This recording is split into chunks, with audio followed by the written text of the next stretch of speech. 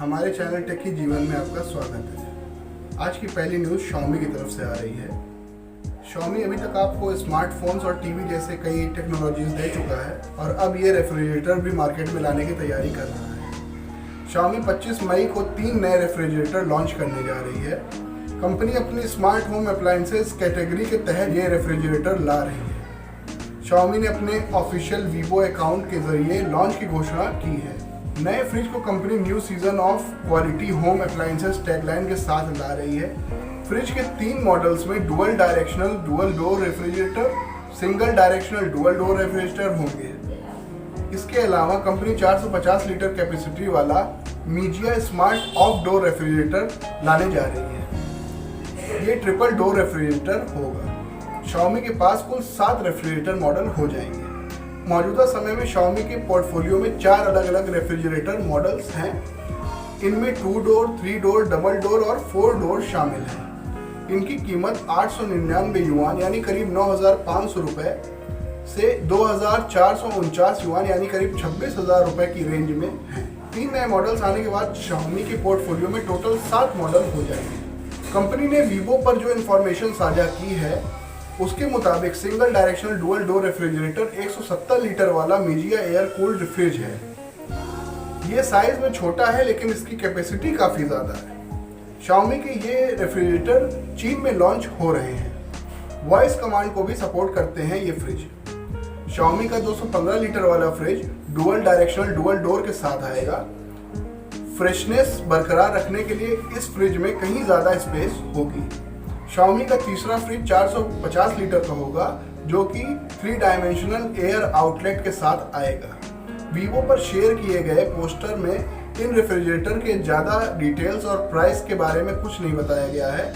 हालांकि Xiaomi ने जो पहले फ्रिज लॉन्च किए हैं उनमें टेम्पर्ड ग्लास शेल्फ और स्टोरेज एरिया के लिए LED लाइट्स दी गई हैं। Xiaomi के फ्रिज के 2 हाई एंड मॉडल्स के डोर फ्रंट और डिस्प्ले पैनल भी दिया गया है जिसका इस्तेमाल अलग अलग सेक्शन में टेम्परेचर को मॉनिटरिंग करने या सेटिंग को रेगुलेट करने में किया जा सकेगा। खास बात यह है कि variants Xiao AI voice guided commands को सपोर्ट करता है और इसमें काफ़ी इनोवेटिव टेक्नोलॉजीज़ का भी इस्तेमाल किया जाएगा। जैसे अलग अलग कंपार्टमेंट्स का टेम्परेचर आप अपने हिसाब से अरेंज कर सकेंगे, तो ये काफ़ी बढ़िया बात है। इंतज़ार रहेगा हम सभी को Xiaomi के इन फ्रिज का इंडिया में लॉन्च होने का। तो अब बढ़ते हैं अगली न्यूज़ की तरफ। अगली न्यूज़ आ रही है गूगल के प्ले स्टोर की तरफ से। एंड्रॉयड यूजर्स के लिए ऐप्स डाउनलोड करने का सबसे सेफ माना जाने वाला प्लेटफॉर्म गूगल प्ले स्टोर को ही बताया जाता है, लेकिन कई बार मेलवेयर और खतरनाक ऐप्स वहां भी पहुंच ही जाते हैं। ESET के रिसर्चर्स की ओर से एक बेहद खतरनाक एंड्रॉयड ऐप का पता लगाया गया है जिसकी मदद से कई तरह के स्कैम और फ्रॉड किया जा सकता है। विक्टिम का बैंक अकाउंट खाली करने से लेकर क्रिप्टो करेंसी वॉलेट साफ करने या उसके सोशल मीडिया अकाउंट्स पर कब्जा करने जैसा काम इसकी मदद से किए जा सकते हैं। रिसर्चर्स के मुताबिक डिफेंसर ID नाम का ये बैंकिंग ट्रोजन ऐप के तौर पर एनालिसिस के दौरान गूगल प्ले स्टोर पर भी मौजूद था। इस ऐप को खास तौर पर यूजर्स की जानकारी चुराने के लिए डिज़ाइन किया गया था और बैंकिंग से जुड़े डेटा और डिटेल्स को ये आसानी से चोरी कर सकता था। इंस्टॉल किए जाने के बाद इस ऐप को विक्टिम की ओर से केवल एक एक्शन भर की ज़रूरत होती थी और एंड्रॉयड की एक्सेसिबिलिटी सर्विस इनेबल होते ही ये ऐप मेल फंक्शन के साथ काम करना शुरू कर देता था। खतरनाक ऐप होने के बावजूद ये कई सिक्योरिटी लेयर्स वाले गूगल प्ले स्टोर पर भी जगह बनाने में कामयाब रहा और अपनी असली पहचान छुपा ले गया। ऐसा करने के लिए ऐप तैयार करने वालों ने इसके मैलिशियस सरफेस को बहुत कम कर दिया। लगभग सभी मैलिशियस फंक्शन को हटा दिया गया था इसमें से। उन्होंने केवल एक फंक्शन को ऐप का हिस्सा रहने दिया था और वो था एक्सेसिबिलिटी सर्विस का गलत इस्तेमाल। इसकी मदद से कई फंक्शन ऐप इंस्टॉल होने के बाद एक्टिवेट हो जाते थे। एंड्रॉयड ऑपरेटिंग सिस्टम की एक्सेसिबिलिटी सर्विसेज मिलने के साथ ही ये ऐप बैंकिंग डिटेल्स और क्रिप्टो करेंसी वॉलेट्स को निशाना बनाता था। माना जा रहा है कि इसे क्रिमिनल्स की ओर से डेवलप किया गया था और 3 फरवरी 2020 को रिलीज इस ऐप को आखिरी अपडेट 6 मई 2020 को दिया गया था। गूगल प्ले स्टोर पर किए जाने वाले सभी सिक्योरिटी चेक्स को इस ऐप ने झांसा दे दिया था, लेकिन ये प्ले स्टोर पर मौजूद सभी ऐप्स के सिक्योर होने पर सवालिया निशान भी खड़ा कर रहा है। यानी न जाने कितने ऐसे ऐप्स होंगे जो इस तरह से हमारे सिस्टम को बर्बाद करने के लिए बनाए जा चुके हैं और हमें पता भी नहीं है इसके बारे में। ऐसे काम करता था ये ऐप। स्टार्ट होने के बाद डिफेंडर आईडी यूजर के सिस्टम सेटिंग मॉडिफाइड करने और दूसरे ऐप्स के ऊपर ड्रॉ करने और एक्सेसिबिलिटी सर्विसेज एक्टिवेट करने की परमिशन मांगता था। यूजर्स इसे ज़रूरी समझकर तीनों परमिशन दे देते थे और ये ऐप डिवाइस में आने वाले हर मैसेज या नोटिफिकेशन से लेकर ऐप्स की प्राइवेसी तक पढ़ सकता था और अटैकर को भेज सकता था, है ना। पढ़ने के बाद अटैकर को भेज सकता था। Software generated 2 factor authentication code भी इससे बच नहीं सकते थे। ऐसे में यूजर्स को केवल ट्रस्टेड डेवलपर्स से ऐप डाउनलोड करने की सलाह दी जाती है।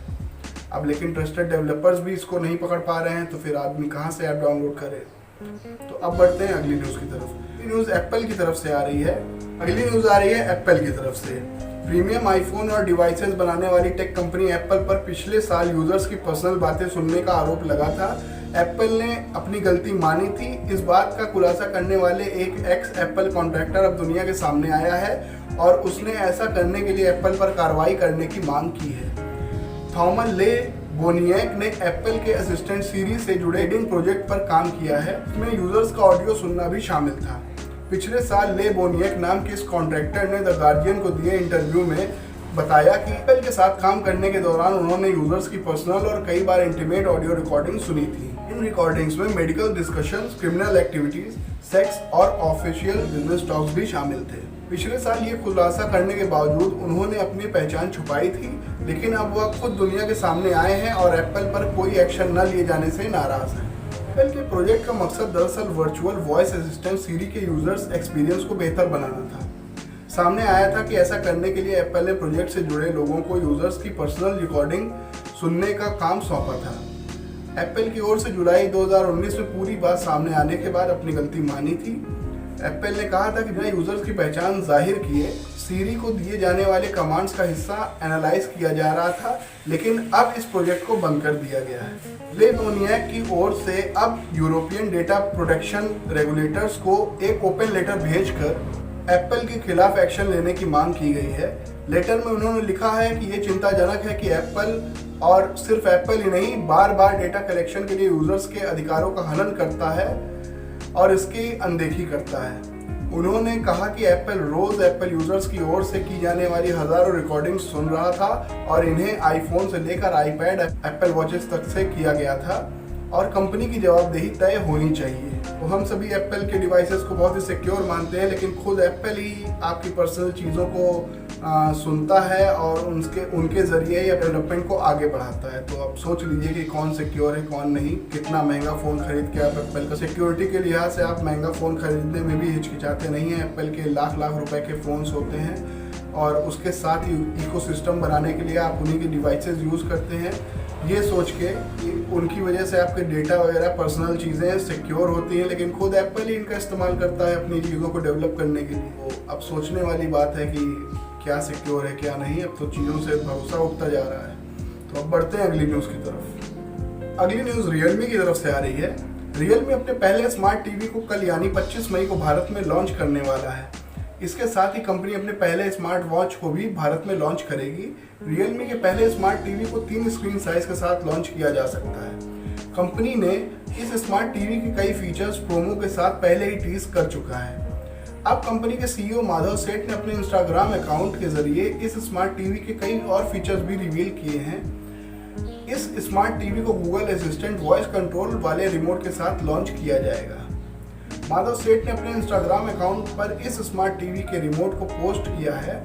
इस रिमोट में गूगल असिस्टेंट बटन के साथ साथ OTT platforms Amazon prime video, Netflix और यूट्यूब के लिए डेडिकेटेड बटन देखे जा सकते हैं। रियलमी स्मार्ट टीवी को ई-कॉमर्स वेबसाइट फ्लिपकार्ट पर पिछले सप्ताह टीज किया गया था। प्रोमो में इस स्मार्ट टीवी के डिजाइन, प्रोसेसर, स्क्रीन और साउंड सिस्टम जैसे फीचर्स के बारे में जानकारी मिली है। साथ ही कंपनी इसे ब्लाइंड ऑर्डर के लिए उपलब्ध करा रहा है, जिसका आज यानी 24 मई को आखिरी दिन है। अब तक सामने आई जानकारी के मुताबिक इस स्मार्ट टीवी को बेजल लेस डिजाइन के साथ लॉन्च किया जाएगा, यानी चारों तरफ बेहद पतले और नाम मात्र बेजल्स दिए जाएंगे। इस स्मार्ट टीवी को टीज करते हुए कंपनी ने बताया कि इसमें यूजर्स को स्मार्ट सिनेमा एक्सपीरियंस भी मिलेगा। इसमें मीडियाटेक चिपसेट प्रोसेसर और क्रोमा बूस्ट का इस्तेमाल किया जाएगा। इसके डिस्प्ले में 400 निट्स की ब्राइटनेस मिलेगी। वहीं साउंड सिस्टम की बात करें तो इसमें 24 वॉट के स्टीरियो स्पीकर्स दिए गए हैं। इसके साउंड सिस्टम में डॉल्बी एटमॉस का ऑडियो सपोर्ट भी मिल सकता है। इसमें ग्राफिकल एक्सपीरियंस को और बेहतर बनाने के लिए Mali 470 MP3 GPU का इस्तेमाल किया गया है। ये स्मार्ट टीवी आर्टिफिशियल इंटेलिजेंस से लैस फीचर के साथ आता है। तो आज के लिए बस इतना ही। उम्मीद है आपको वीडियो पसंद आई होगी। अगर वीडियो पसंद आए तो इसे लाइक करके शेयर भी कर दीजिए और मेरे चैनल को सब्सक्राइब कर लीजिए और बेल आइकन को ऑल पे सेट कर दीजिए ताकि मैं जैसे ही वीडियो डालूं आपको तुरंत नोटिफिकेशन मिल जाए, क्योंकि मैं डेली वीडियोस डालता रहता हूं और आपसे कोई वीडियो मिस होनी नहीं चाहिए। तो मिलते हैं कल एक नई वीडियो के साथ, तब तक के लिए गुड बाय।